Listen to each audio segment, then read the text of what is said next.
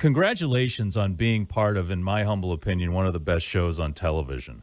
And I couldn't agree with you more. I really do.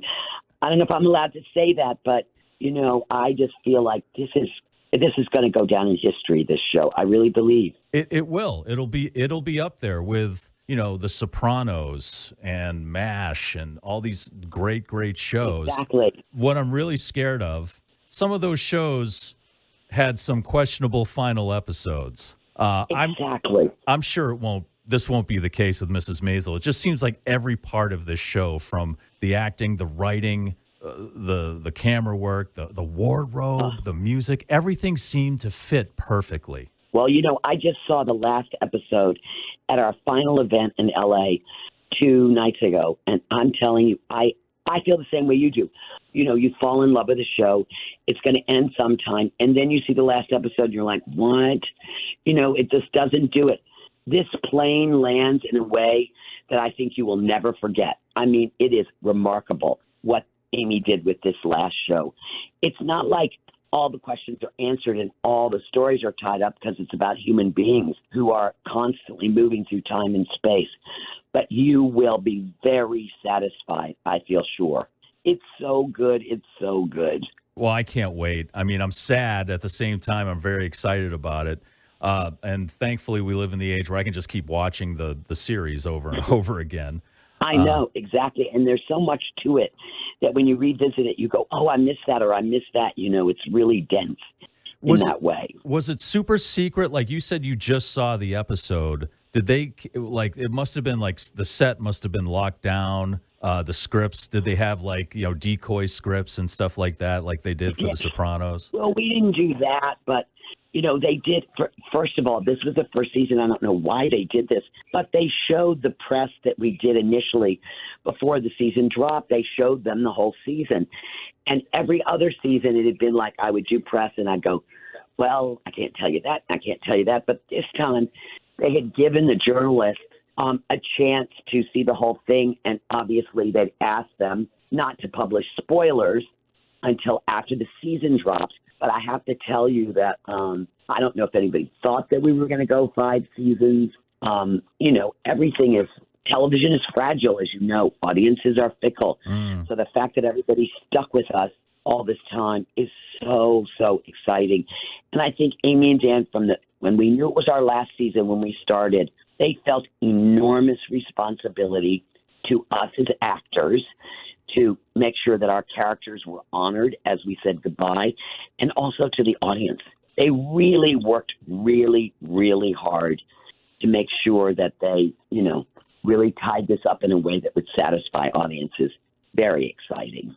I've heard other cast members speak so highly of Amy Sherman Palladino, not just as a writer, but as someone who really made people feel comfortable and with the jobs that they were doing. And that's got to be part of the success of this show, is that letting people do their jobs and making them feel comfortable.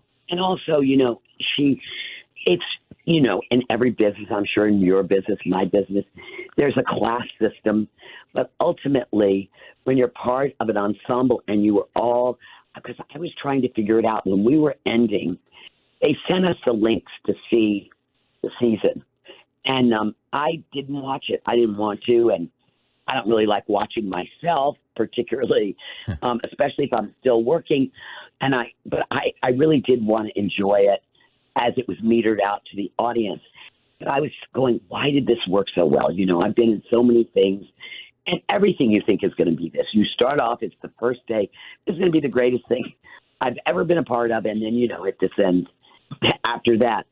And why is because for this particular group of people, cast and crew, the most important thing was the show, not any one of us.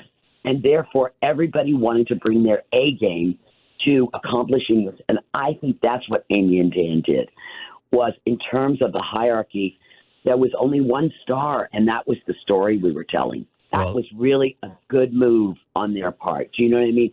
Nobody was more important than anybody else in that sense, because the truth of the matter is, down to the littlest guy up to the biggest star, everybody makes a contribution, and they were very aware of that.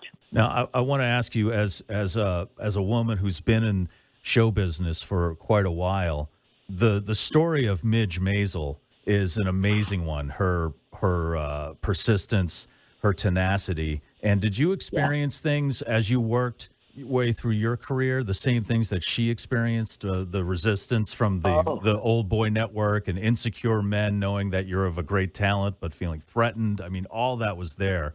Did you experience that? Yes, and may I just say, it's not over. Yeah. We still have some work to do.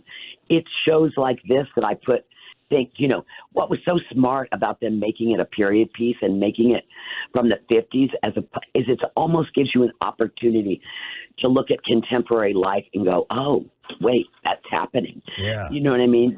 Because it was in the past. And I do think that, we've kicked the football down the field, but we're not in the end zone, not by any means, in terms of women's stories.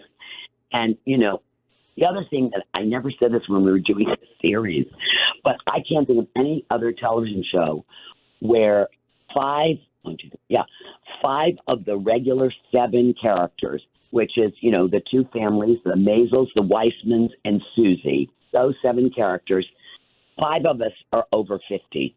Oh. And because I know, it's because every time I do a television show, I'm the only one over 50. You know what I mean? I never have my peer group around me because, one of the last acceptable prejudices, I think, in lots of businesses, I talk to my friends in academia and corporations, is, this country's in love with youth, and we don't think that there is value necessarily as we age. And I go, oh, my God, they made a hit show with all these people that were a diversity of ages, and obviously our heroine and the number one on our call sheet was Rachel Brosnahan. That's the gift that keeps on giving. If you're going to have a show that's centered around one character, she was so magnificent. And so, I said to her, because you have to remember, she was 26 when this show went on the air, and she blew up like overnight. And she was still such a team player. And she said, because I have the opportunity to learn from people like you and Tony, who've been doing this a very long time, I want to be doing it when I'm your age. Yeah. And I said, oh, you know what I mean? It was so great. We're not usually cross-generational in that way in our storytelling. It's either the Golden Girls or Friends, and this mixed it up in a way that I think was very valuable for everybody. And finally, I know we have limited time here, but this is how I see this series as a whole. The first part of that I already mentioned as Midge Maisel and her focus and her determination to get through all the obstacles. At the same time, I see it as a cautionary tale because there are casualties in her path. And this isn't woman specific. This is anyone who's super focused on a goal. And that's exactly right. By the last season, I realized Midge Maisel's not a good mother. Is it fair to say that? It's completely fair. I think you have you're so smart that you've really identified that they identified is, it costs you. Yeah. Success costs you. It's not a panacea. If it's your passion and it's what you want, there will be casualties along the way, and personal casualties, even inside you. You just have to balance for yourself what are the priorities.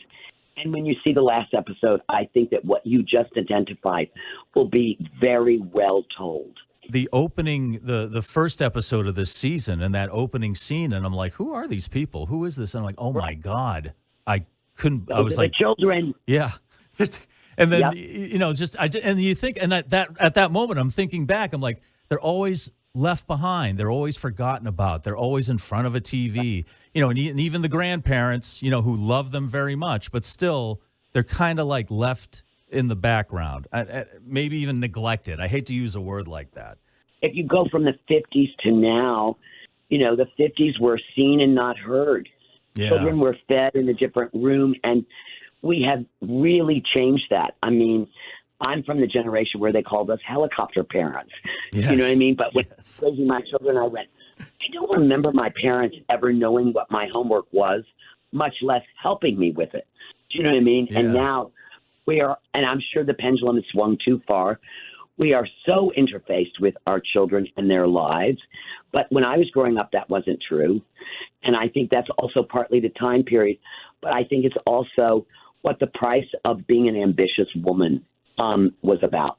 Right. Or really, even a woman would have to work 10 times harder in that time period, even now. But also, that can also be applied to anyone, really. Men, you're so Absolutely. focused, you kind of, your priorities get screwed up, I know. And my husband said to me when we had our first baby, he said, how the women's movement is about you don't want to be barefoot and pregnant in the kitchen.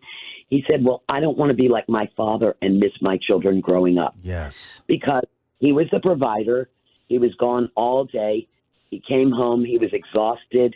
He ate dinner and went to bed. He didn't, in his case, his father was not very interfaced with his formative years, and he wanted to be that for his children. So I think you're right. We've changed that narrative, and I believe for the better. Definitely. Well, Caroline Aaron, a pleasure to speak to you again, and congratulations on being part of television history. Just an amazing show. Thank you so much, and best to you and your listeners. Thanks so much.